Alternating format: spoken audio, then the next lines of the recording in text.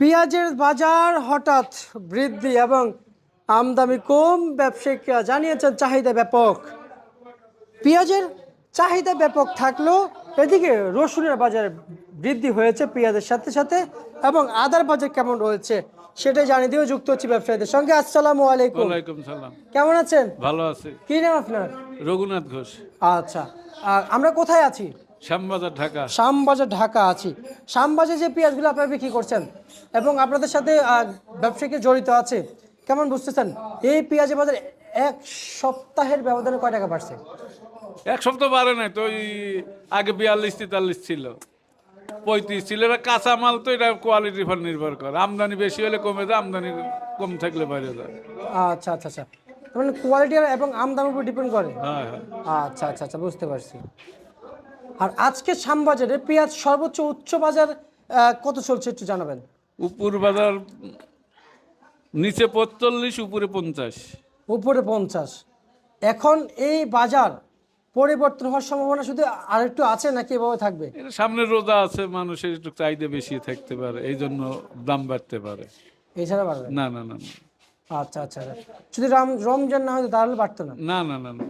তাই না? এখন মানুষের রমজানে সবসময় একটু বেশি খায় সবাই, আচ্ছা আচ্ছা আচ্ছা, বুঝতে পারছি। প্রয়োজনের থেকে বেশি লাগে। প্রয়োজন চেয়ে একটু বেশি লাগে। বেশি লাগে। আচ্ছা, আর হচ্ছে যে আজকের যে বাজারে এই যে মোটা পেঁয়াজ বড় বড়, এগুলো কত বিক্রি করলেন? এগুলো 50 টাকা। 50 টাকা বিক্রি করেছেন। এবং এই যে মোটা পেঁয়াজগুলো আসতেছে, এগুলো কোথা থেকে আসলো? এটা মেহেরপুর। মেহেরপুর থেকে এসেছে এই পেঁয়াজ না? হ্যাঁ। আচ্ছা, এই এই যে আদা, আদা ওটা 70 টাকা। আর যেটা ভালোটা আর ভালোটা কত ওটা চলছে? 108 টাকা। 108 টাকা। আর হচ্ছে যে চায়না রসুন কত চলছে? চায়না রসুন আসছে 148-50। 148-50। দেশি রসুন কত চলছে? দেশি রসুন নতুন আজকে 90 টাকা। 90 টাকা। পেঁয়াজের হাটের খবর নিয়েছেন? না, আজকে হাটের খবর নেই। হাটের খবর নেন নাই। গত এক সপ্তাহে বাজার কেমন ছিল পেঁয়াজ একটু জানাবেন? এক সপ্তাহ আগে বাজার কম ছিল, 35, 36, 37। আর এই সপ্তাহে এসে এই সপ্তাহে সেটুকু বেশি হয়েছে। কত কত ছিল উপরে? উপরে উপরে আসলে 40 টাকা, নিচে 35 টাকা। আর এই সপ্তাহে এসে হয়েছে 45 টাকা, উপরে 50 টাকা। 50 টাকা পেঁয়াজের বাজার। পেঁয়াজের বাজার। আচ্ছা আচ্ছা আচ্ছা, বুঝতে পারছি। সামনে তো ব্যাপারীরা আসা শুরু করবে। হ্যাঁ, ব্যাপারে এখন হালি বেচ লেগে যাবে আর কিছুদিনের মধ্যে, তাহলেই বাজার একটু কি হবে। এই মুড়ি কাটা পেঁয়াজ কতদিন থাকবে বাজারে? মুড়ি কাটা আর থাকবে না, এখন 5-10 দিন থাকতে পারে। হালি উঠে গেছে তো। হালি উঠে গেছে।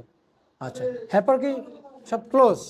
এখন মুড়ি কাটা আর থাকবে না, আস্তে আস্তে কমে যাবে। আচ্ছা, তার মানে হালি পেঁয়াজ শুরু এখন হবে। হালি বেচ শুরু হয়ে যাবে। ভারতীয় পেঁয়াজ কি লাগবে কিনা?